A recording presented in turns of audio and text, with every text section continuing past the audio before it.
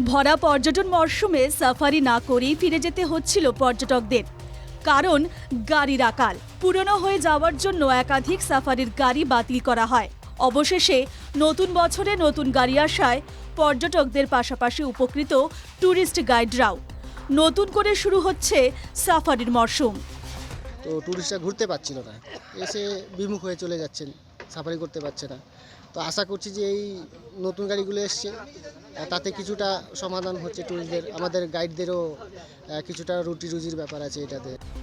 নতুন এই গাড়িগুলি আরও বেশি অত্যাধুনিক বলে জানিয়েছেন জয়ন্তী ট্যুরিজম ওয়েলফেয়ার অ্যাসোসিয়েশনের সম্পাদক।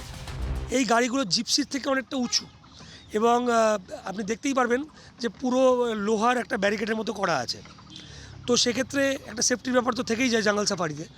আরেকটা জিনিস যেটা জিপসির ক্ষেত্রে হয়, সাইড ফেসিং সিট ছিল, এখানে ইন্ডিভিজুয়ালি ফ্রন্ট ফেসিং সিট দেওয়া হয়েছে। যেরকম আমরা নর্মালি অন্যান্য খুব লাক্সারি গাড়িগুলোতে থাকে, ইন্ডিভিজুয়াল সিট করে দেওয়া হয়েছে, যাতে আমার মনে হয় যে ট্যুরিস্টদের যারা জঙ্গল সাফারিতে আসবেন তাদের খুব কমফোর্টেবল হবে জার্নিটা।